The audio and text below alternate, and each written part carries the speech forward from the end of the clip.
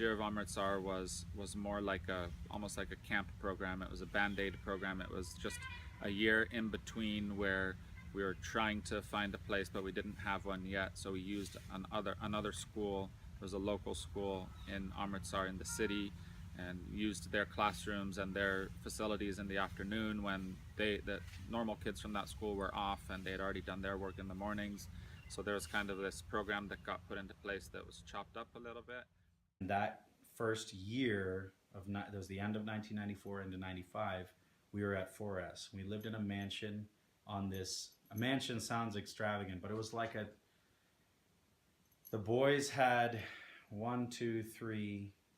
three and a half rooms, normal house-sized bedrooms for all 40 boys, however many we were.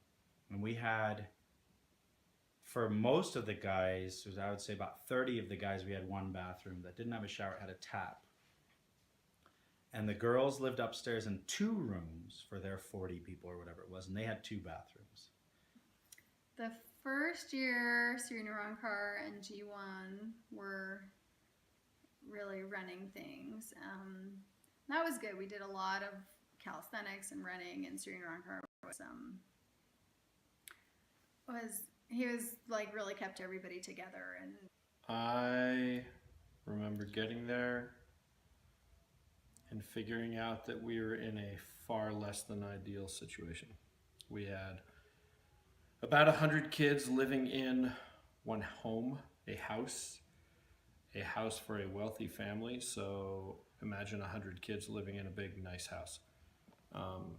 We didn't have enough bathrooms. We didn't have enough space. We didn't have Dobie because it was a new school, so the kids had to wash their own clothes. We didn't have enough money budgeted for food, so there wasn't enough food at every meal. We ran out. As a staff member, that was tough to watch. It was tough to figure out how to deal with it. And because this school was so incredibly overcrowded, and I had no idea how to do this, nobody told us what to do or gave us a blueprint as to how to run this. The only thing I knew how to do was rule through absolute fear and exhaustion.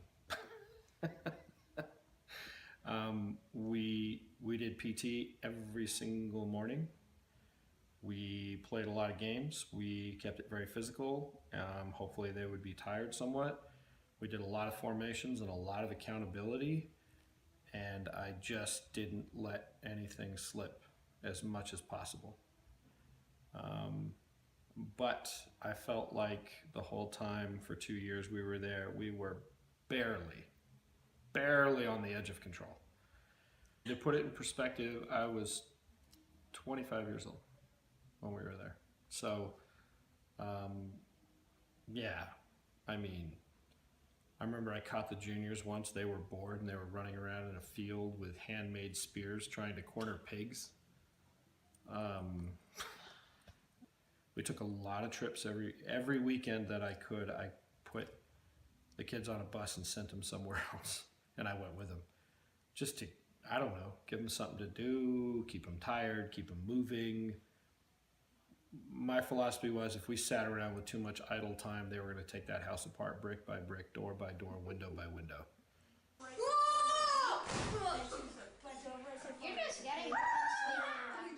It was a very militaristic program, all marching, inspections, and we'd have formal room inspections where if your laces were outside of your shoes, your whole room had to do 100 push-ups kind of a thing.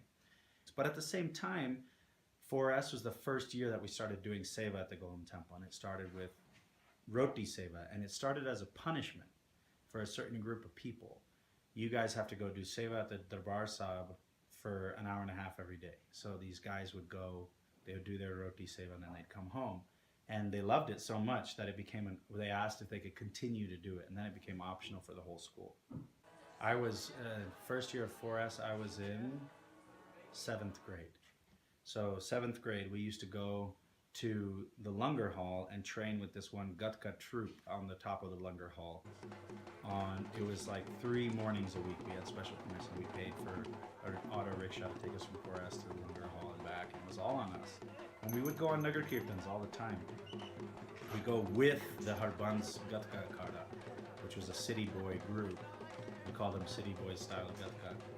And they were very welcoming with us, but we trained with them. But we also trained with the Hariam Bela Nihang Singhs because we'd spent time with Baba Nihal Singh and the Nihang Singhs and Hariam Bela back then too. So for my 7th and 8th grade, there's a lot of Gatka, a lot of Seva, but there were full school classes and all that stuff. It was really interesting being able to go to the Golden Temple and have like a Sikh part of the school, because for the longest time, I mean, we did some Kirtan and there was Morning Gurdwara and GNFC and GRD, most of the years.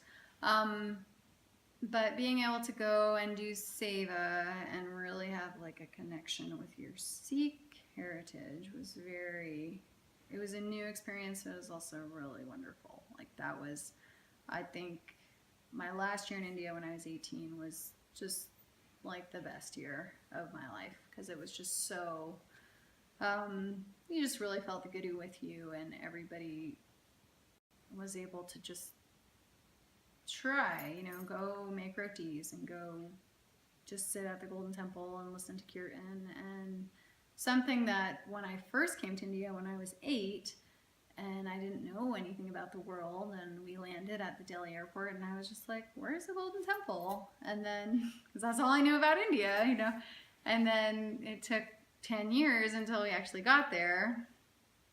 And just that finally realizing that dream of being in Amritsar and being at the Golden Temple and doing Seva, and yeah, that was the best part of it to me. To this day, I have no idea what the impressions are from the students that were there. And I'm sure they have no idea what was going on behind the scenes. And the conversations I was having with the US, including the Sir Singh Sahib, and trying to explain what we needed and why we needed it and what was happening. And then trying to negotiate with the school to get what we needed. And yeah, it was tough. It was stressful, and I felt like for 2 years I never got a break. You had to be on all the time.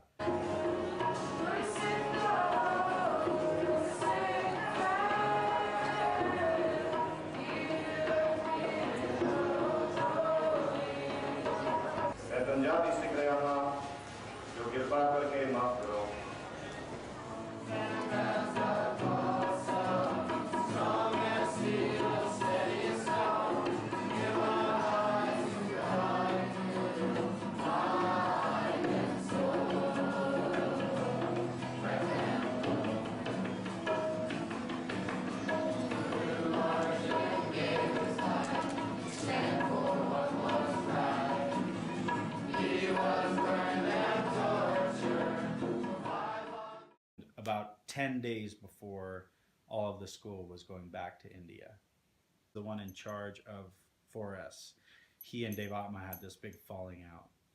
So we were getting on our flights and we found out we had no place to go. So 1996, the end of 1996, August of 1996, we all get on our planes, fly to India, and they put us on buses and take us to Rishikesh. And we did Hemkund Sahib, and we did all this stuff for about 2 months while they tried to figure out where to put us in Amritsar.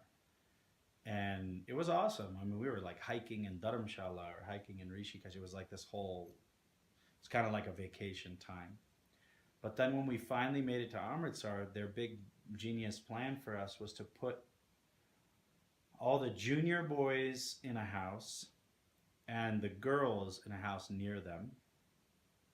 Then all the boys that were like, I think it was 6th grade and up, in a different house in this marketplace in town. And the girls and juniors' house was, around the corner from each other, right there, maybe 5 houses apart. But the senior boys' house was in the A Block marketplace in Ranjit Avenue. And they thought they were going to play the same system. Sri Narankar did not return that year as a staff member. And so, God bless his soul, but Singh Sahib Kirpal Singh was trying to keep that iron fist military program going. We'd get up and go out for PT or whatever, and he'd try and be strong about it. And I remember Gurdam was he was the head boy, school captain. And he basically one day was like, no, Singh Sahib, I'm not going to do that. You do it. And he did like a walkout at PT.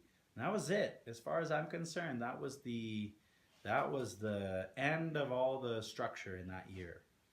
and everyone kind of like just started going nuts. Like we took over, we ran the whole thing. There was no staff member that could control us. Switching Sub started sending different people every week. We'd have a new staff member come in, and then they'd cycle out because they couldn't handle it, and it was like constant. And we ran everything.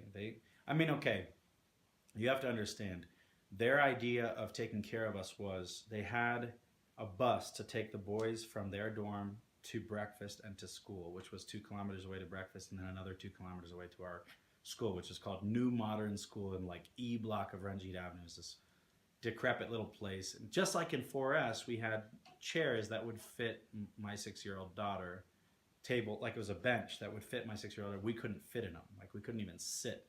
So we'd turn the thing around and stand to write and things like that. Like we didn't have, they were trying their best, but they didn't provide anything. Then the bus that they put us in was actually a cattle wagon that was just an open face back, and we'd all stand in the back, and they'd close the back gate, and it had rails on the side. We're sitting on the side of the rails and all this stuff, and just piled in 30 boys to be trucked over to wherever. And so we were just being treated like cattle, you know. So we didn't really feel like we were rebelling against anything that gave a crap about us, you know. That's true, but at the same time, we rejected the whole system. We stopped going to school. We stopped doing anything they asked. We'd wake up at around noon, start our day. We'd have, you know, credit at the local calf guy and just sit there eating Kit Kats and pineapple leafa. And the local kulcha guy had a tab running from us, probably a couple thousand rupees a month, you know, from our and we were terrible. At the same time, we were getting bored. So we loved Darbar Sahib, so we'd go to Darbar Sahib at night, and then we'd come home, and that was all on our own dime. But we maintained that. We'd go on Nagar Kirtans, we'd go do Gatka with people. But on the other times, we were like, you know, we'd steal the key to the bus and make copies, and everybody had a copy so they could take the bus out whenever they wanted. And it was like this strange balance of like total rebellious, rejected nature, and then going and doing all this super Sikhi stuff that they really resonated with, but it wasn't under the control or guise of the staff. And that was when the wedge between staff and students was the largest gap you could have. We had a running competition who had the most days absent from school. And I think the record was 168 from my class, days absent from school. But then we all took our tests and everybody failed and whatever. The whole thing was a joke. The academics was a total joke. But I learned more Punjabi, more about Sikhism, and more about seva and service that year than I did any other year in the school, including MPA years that I was there. Because that was when I had to own it for myself. But at the end of that year, the Sri Sahib came and they all told us, you know, you're finished. Sri Sahib's coming. He's gonna destroy all of you guys. And he came, and all he said was, "You all are perfect, and I love you more than anything. And there's absolutely nothing wrong with you. And you are the future of the Khalsa, and you are my hope," and all this kind of stuff. It was a very beautiful, loving conversation, and then he left.